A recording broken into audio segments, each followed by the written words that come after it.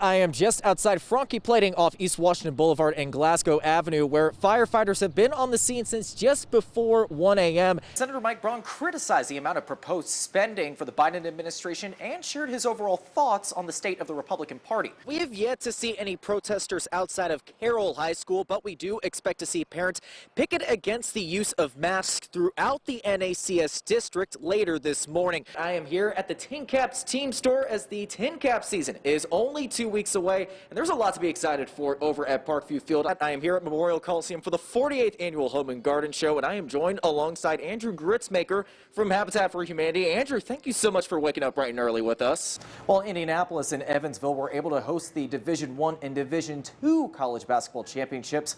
Fort Wayne missed out on their chance to fully enjoy March Madness. Well, I'll just do a quick example right here. Let's say, for example, you're single, you filed your taxes within the last 2 years, and you make $35,000 a year. In this case, under Congress's current relief plan, you would receive a $1,400 stimulus check. Along with Allen County, Adams, Blackford, LaGrange, and Wells counties all worsened from blue to yellow this week across northeast Indiana. That makes a total of 9 yellow counties this week in the region. It looks like Twitter has really been taking to heart the old cliche, an apple a day keeps the doctor away. We've seen all sorts of creative ways to pop the question, but one man's proposal takes the biscuit. No, literally a biscuit, because a user on TikTok who goes by the name NoName123 proposed using a KFC biscuit.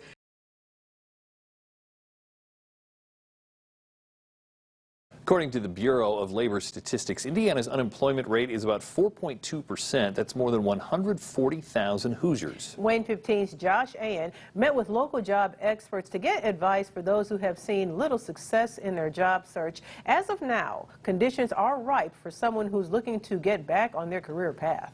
There are right now more than 13,000 open jobs in Northeast Indiana. There are more than 120,000 open jobs in the state. Even with thousands of available jobs in Northeast Indiana, the process of landing one feels like a job itself. Often the hardest step in this process is getting the attention of a hiring manager. Job sites or HR departments often scrub through resumes and cover letters to pull a list of preferred candidates. A strong resume and cover letter with keywords that align with the job description often lead to screening interviews. Another way to stand out is by learning new skills and certifications. Being a lifelong learner is extremely important. Technology is changing how jobs are done constantly, and as a job seeker, we have to demonstrate how we are able to learn and adjust with the times as technology changes the way jobs are accomplished. Relationships and connections are even more crucial. Job fairs are often one way to make connections, but several employers are keeping their recruitment efforts virtual. Leaning on existing connections and relationships is another way you can find job leads.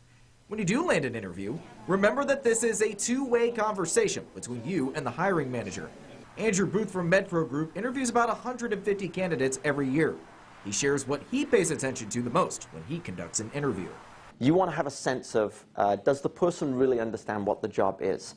Are they able to understand or connect what they've done in the past with what the job is, and what skills and experiences are they bringing to the table? Do they ask good questions? Do they demonstrate a passion, a drive, an enthusiasm? Booth adds that how you present yourself is just as important as the answers you provide. But if you can focus on good eye contact and smiling during that interview and during that virtual interview, I think that makes a difference. Regardless of how long one has been working towards finding their next role, it's important to take care of yourself during these stressful times. You want to make sure that you're looking after yourself mentally, physically, spiritually. Because the way that we put together our cover letters, our resumes, and the way that we participate within interviews, if we are in a bit of a bad spot and we have a lot of stress in our lives, it's going to come across that way. Several local resources like Indiana Work One are able to provide career coaching and skill certifications for those who are searching for their next job. Reporting from downtown, Josh Ayen, WANE-15 News. Pat and Sierra, I caught up with museum president Charles Shepard as he looks back on what this venue means to Fort Wayne and what he envisions moving forward. For a century, patrons have supported local, national, and internationally renowned artists at the Fort Wayne Museum of Art. To honor this milestone, the museum is showcasing nearly 8,000 pieces of its permanent collection, going decade by decade. Through the end of this week, the museum is featuring its best work from the 1950s. It's been fascinating to watch people interact with these things because many folks would say, oh my word, I never knew you had a Whistler. I never knew you had these Picassos. I never knew you had this Corot. One of the museum's toughest challenges came a decade after its opening in 1921 with the Great Depression. At the time, the museum shared space with the city's art school and operated on a much smaller scale.